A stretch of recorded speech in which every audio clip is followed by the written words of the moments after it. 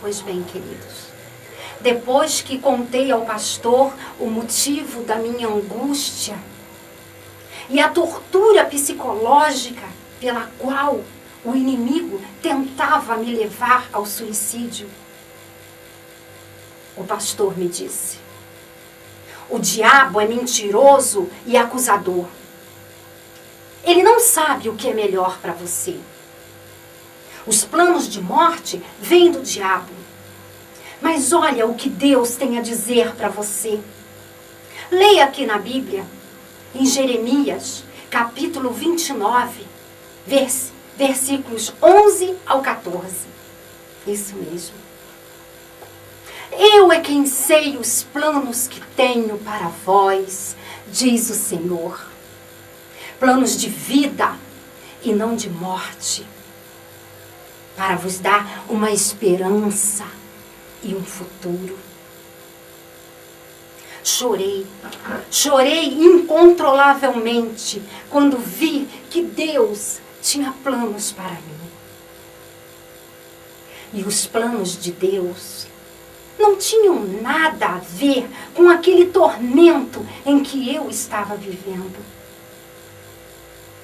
Além disso, Deus queria me dar um futuro. Futuro para mim?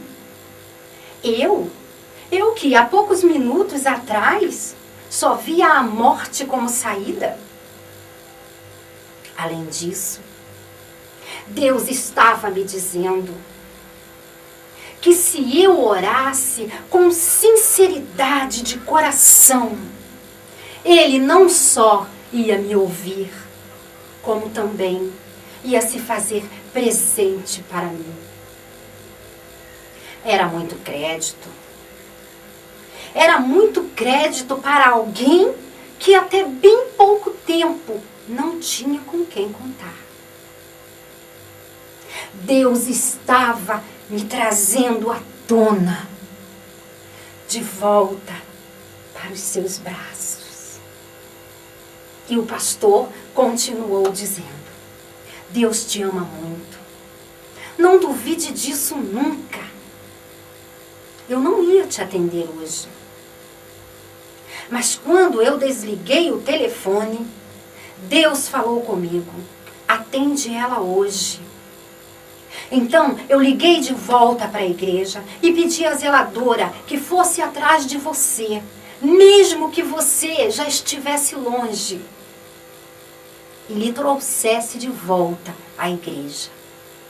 Saiba que Deus está te incomodando a sair do erro. O Espírito Santo está com ciúmes de você. Olhei para o pastor assustada e pensei: o Espírito Santo com ciúmes de mim? Aí então o pastor abriu a Bíblia no livro de Tiago, capítulo 4, versículo 5, e disse: leia você mesma. E eu li. E estava escrito assim: achais que as Escrituras em vão afirma que o Espírito que Ele fez habitar em nós, com ciúmes, anseia por nós? Depois que li, pensei: não é que é mesmo? O Espírito Santo tem ciúmes de mim. Então isso significa que eu sou importante para Deus. Eu sou importante para Deus. E o pastor continuou dizendo: fuja da ira de Deus, porque Ele é misericordioso e tardio em irar-se, mas a sua ira vem. Não queira estar incluída no grupo de pessoas que vão receber a ira de Deus como castigo. Antes, preocupe-se em agradá-lo. Veja o que diz Isaías, capítulo 1, versículos 16 ao 18. Lavai-vos, purificai-vos diante dos meus olhos. Removei o mal de vossos atos. Só dependia de mim querer ficar limpa. Porque Deus estava disposto a fazer isso, a me ajudar a fazer isso, a partir do meu sincero arrependimento. E eu estava muito arrependida. A esperança começou a brotar dentro de mim, a partir de cada versículo da palavra de Deus que o pastor me mandava ler. Como foi animador saber que, ainda que meus pecados fossem como a escarlata, eles se tornariam brancos como a neve.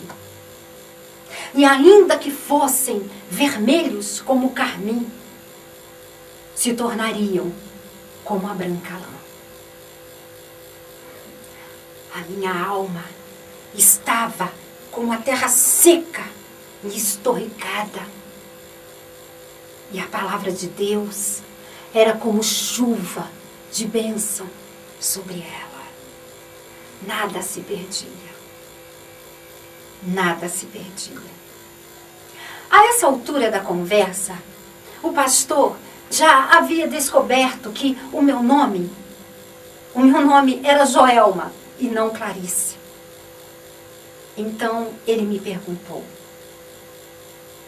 por que você mentiu sobre o seu nome? E eu respondi: por medo, por vergonha, insegurança, pois eu não sabia qual seria a sua reação depois que me ouvisse. Então o pastor me disse: tudo bem, pode ficar tranquila, pois você está diante de um homem de Deus. Você consegue acreditar nisso? Eu disse: sim, eu consigo acreditar. Então o pastor disse: Joelma, a palavra de Deus diz que Ele dá força ao cansado e aumenta o poder do sem vigor. Essa é a palavra de Deus para você, Joelma. É justamente nesse momento de fraqueza e cansaço que Deus quer agir por você e em você. Deus quer consolar o seu coração, como diz Isaías 40. Ele quer te usar para que outras vidas sejam abençoadas através da sua vida. Ele quer te refazer e te restaurar, para que a glória dele seja vista através da tua vida. Não se preocupe, Joelma. Não se preocupe com os que erram e vão em frente como se nada tivesse acontecido. Pois a palavra de Deus diz que os jovens se cansarão e os moços certamente tropeçarão. O termo jovem e moço não se trata da idade de alguém, mas sim da convicção de pensamentos alicerçados no eu e na sabedoria humana.